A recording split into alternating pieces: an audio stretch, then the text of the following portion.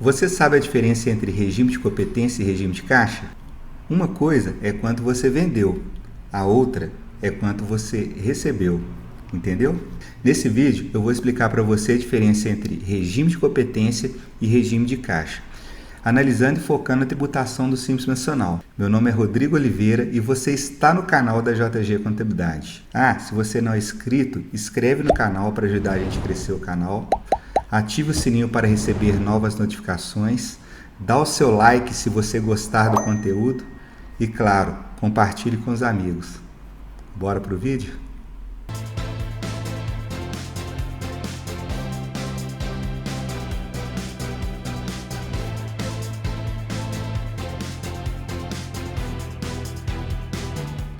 No regime de competência, a apropriação da receita e despesa se dá no próprio período da sua realização.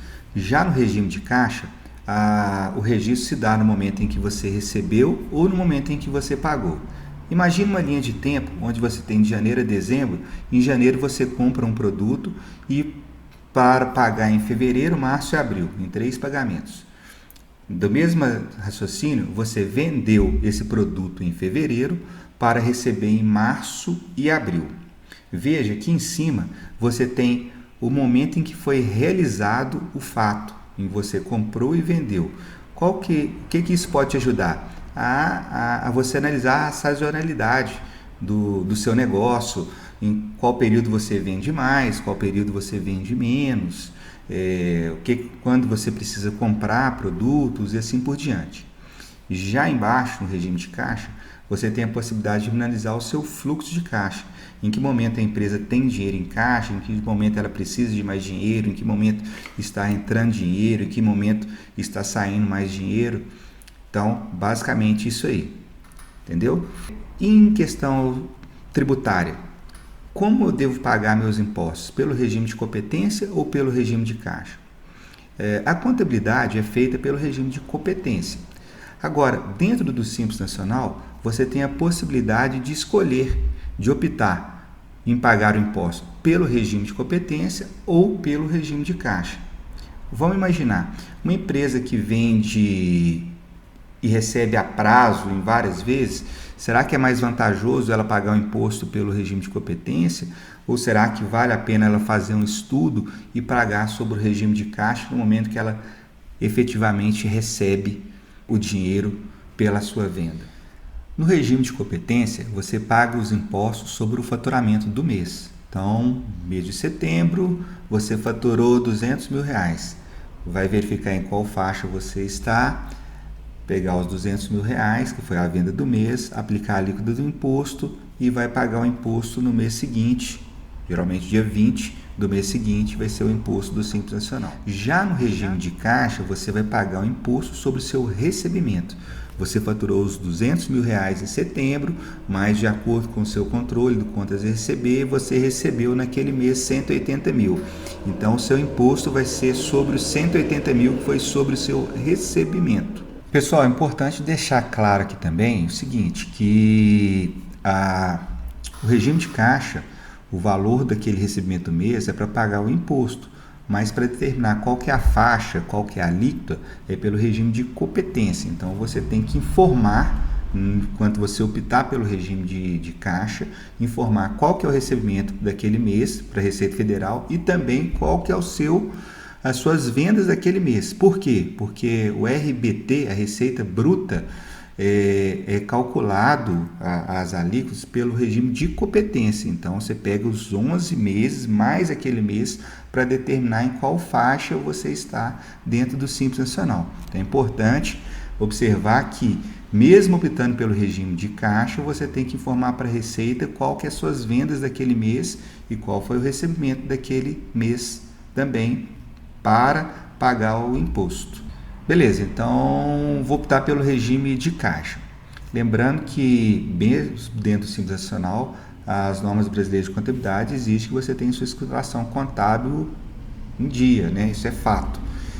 Mas, optando pelo regime de caixa, além de você ter a sua contabilidade, você tem que ter um controle, né? É exigido um controle dos registros recebimentos. Então, a Receita Federal te exige que você tenha apuração do regime do seu caixa para o Simples Nacional.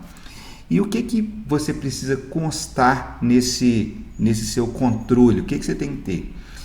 Vamos lá, eu vou ler aqui para vocês o que está dizendo lá na obrigatoriedade. A empresa optante pelo regime de caixa deverá manter o registro dos valores não recebidos, no qual conste no mínimo as seguintes informações. 1. Número da data da emissão de cada documento fiscal. 2. Valor da operação ou prestação. 3. Valor e quantidade das parcelas a receber, bem como a data dos respectivos vencimentos. 4. A data de recebimento e o valor recebido. 5. O saldo a receber. E 6. Crédito considerado não mais cobráveis, bem como a respectiva motivação por isso. Bom, o que isso quer dizer então? Quer dizer que eu tenho que ter um aparato de um controle para me apresentar para a Receita Federal como está sendo feito esse regime de caixa. Pô, então eu preciso ter 2 controles, um de competência e um de caixa? Sim, você precisa ter 2 controles. A contabilidade lá vai te exigir que você faça o controle de regime de competência e você tem que ter esse aparato para demonstrar para a Receita o seu controle do recebimento, informando o regime de caixa. Um ponto importante a ser observado aqui. Vamos imaginar que você decidiu voltar pelo regime de competência, não quer mais o regime de caixa, eu vou voltar pelo regime de competência. Bem, tem que ficar claro o seguinte, que se você optar no ano seguinte para voltar para o regime de competência, aqueles valores que estão em aberto tem que se igualar com o valor do regime de competência. Então, você tem que pagar os impostos daqueles valores que estão em aberto, inclusive dos valores não recebidos. Então, você tem que pegar aquele valor que está em aberto e os não recebidos, equiparar com o seu regime de competência e pagar os impostos sobre esses valores não recebidos e em abertos. Isso tem que ser feito numa possibilidade de você voltar para o regime de competência, ou por uma baixa de empresa, ou por uma saída do Simples Nacional, você tem que fazer essa equiparação e pagar esses impostos equiparando com o regime de competência. Esses valores estão em aberto. Então é isso, pessoal. Se você gostou aí do vídeo, não esqueça de dar o seu like, de inscrever no canal se você não é inscrito, de ativar o sininho para receber novas notificações e compartilhar com os amigos para ajudar o nosso canal a crescer. Um grande abraço, fique com Deus e até o próximo vídeo.